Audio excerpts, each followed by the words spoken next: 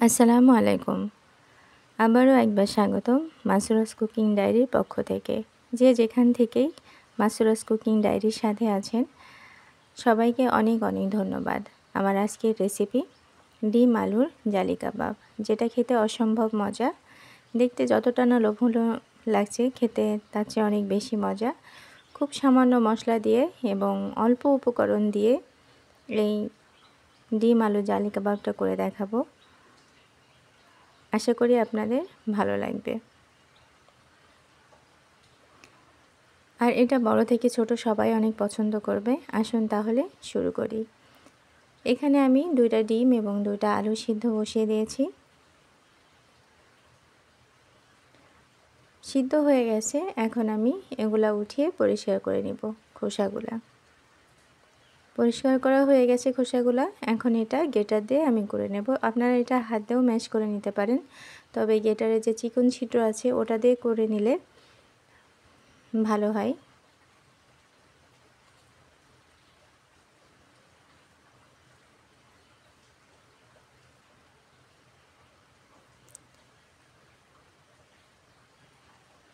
যারা বন্ধু হয়ে পাশে আছেন বা যারা আমার ভিডিও দেখেন বা ভিডিওর কোনো অংশ যদি আপনাদের ভালো লেগে থাকে, প্লিজ লাইক, কমেন্ট, সাবস্ক্রাইব করে পাশে থাকবেন।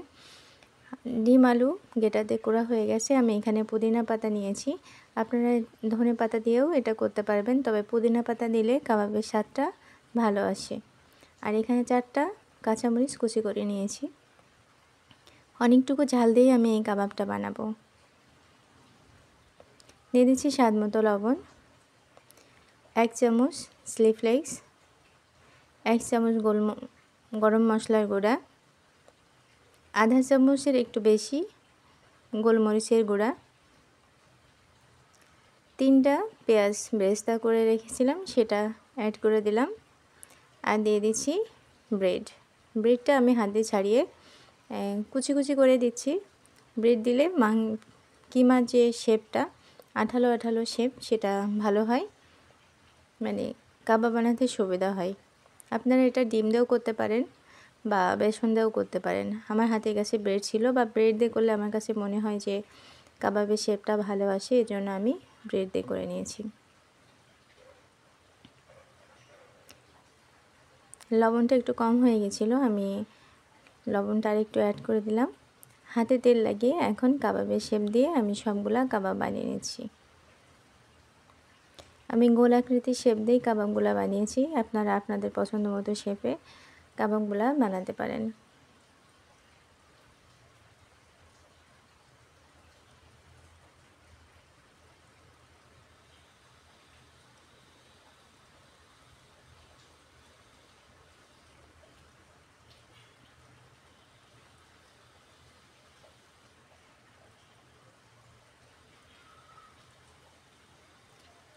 কাবাব বানানো শেষ।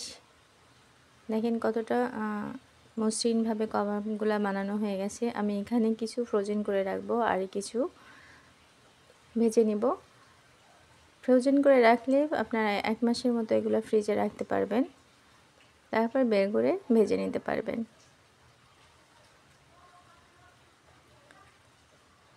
দেখেন কোনোটার সাইড ফাটা না, গ্রেটার দিয়ে করার কারণে খুব মসৃণভাবে কাবাবের শেপটা দেওয়া হয়ে গেছে। আমি চুলায় তেল বসিয়ে রেখেছিলাম, গরম হয়ে গেছে, আর একটা ডিম ফাটিয়ে নিয়েছিলাম। এখন ডিমের মধ্যে কাবাব লাগিয়ে তারপর তেলের ভিতর দিয়ে আবার উপরে জালি যে ভাবটা আনার জন্য ডিম ছিটিয়ে আমি উল্টে পাল্টিয়ে জালি ভাবটা আনাবো। ডিম ছিটিয়ে সাথে সাথে উল্টে পাল্টে ঘুরে দেবেন, দেখবেন খুব সহজে যে জাল জাল যে ভাবটা ওটা চলে আসবে। আপনারা একটা করেও দিতে পারেন, আবার একসাথে 2-3টা করেও দিতে পারেন।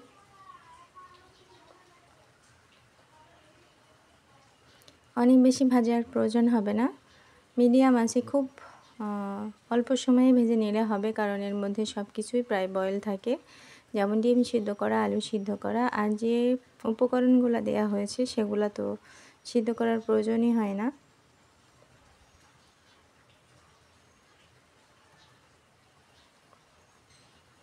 এভাবে ঠিক উল্টো পাল্টা করে ঘুরিয়ে নিতে হবে।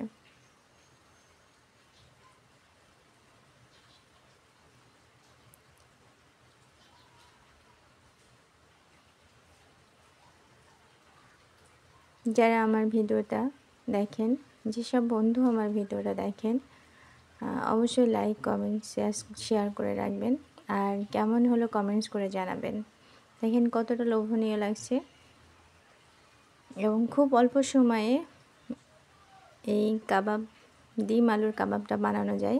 আপনারা বাচ্চাদের নাস্তায় বা বিকালের চায়ের সাথে নাস্তায় এটা রাখতে পারেন, খেতে খুবই ভালো লাগে।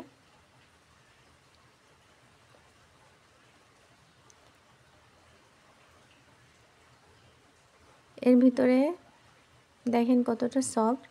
এটা যে ডিম দিয়ে বানানো দেখে বোঝাই যাচ্ছে না। আর এর মধ্যে পুদিনা পাতা ইউজ করার কারণে ডিমের যে একটা ফ্লেভার ওটা থাকে না, কেমন মানে মুরগির মাংস দিয়ে বানালে, কাবাব বানালে যেমন মজা লাগে ঠিক তেমনটাই স্বাদ পাওয়া যায়। আশা করি আপনাদের ভালো লাগবে। আমার রেসিপি যদি ভালো লেগে থাকে ফ্যামিলি ফ্রেন্ডসের সাথে শেয়ার করবেন প্লিজ। আর যদি রেসিপি ভালো লেগে থাকে আপনাদের লাইক কমেন্টস এবং কমেন্টস করে অবশ্যই জানাবেন কেমন হলো। আর প্লিজ সাবস্ক্রাইব করে পাশে থাকবেন। আল্লাহ হাফেজ।